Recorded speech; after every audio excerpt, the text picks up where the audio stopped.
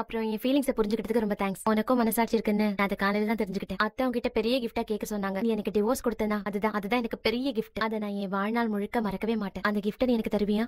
கிடைக்கிறவனுக்கு தான் ஆசைப்படணும் பைரவி. கிடைக்காத உனக்கு ஆசைப்பட்டா எப்படி? என்கிட்ட இருந்து உனக்கு டைவர்ஸ் கிடைக்கவே கிடைக்காது. அப்ப நீ எனக்கு டிவோர்ஸ் கொடுக்க மாட்டேன்? கண்டிப்பா கொடுக்க மாட்டேன். அப்ப நான் காலம் முழுக்க இப்படியே கஷ்டப்பட்டா உனக்கு அது சந்தோஷம் தானே? நான் இந்த வீட்டுல இருக்கிறதுனால நீ, அத்தை, காயத்ரி எல்லாருமே சந்தோஷமா இருப்பீங்க. ஆனா எனக்கு என் கனவை விட்டுட்டு என் ஆசையை விட்டுட்டு இங்க சந்தோஷமா இருக்க முடியாதுல்ல.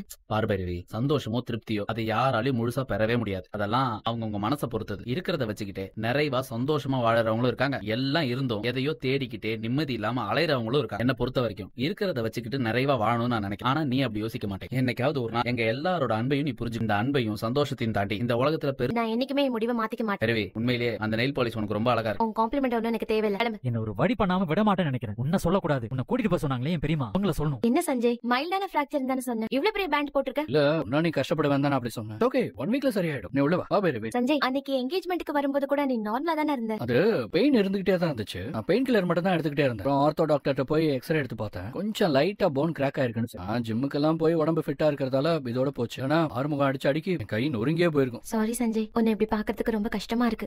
நானே ரொம்ப ஸ்ட்ரெஸ்ல இருக்கேன் தான் உன்ன வர சொன்னேன். நீ வேற சோக கீதம் பாடாத. ஃப்ரீயா விடு. சரி, நான் உனக்கு என்ன சமைச்சு கொடுக்கணும்? ஃப்ரிட்ஜ்ல மட்டன் இருக்கு, அதை எடுத்து மட்டன் கிரேவி செஞ்சு தரியா? செஞ்சு தந்துட்டா போச்சு.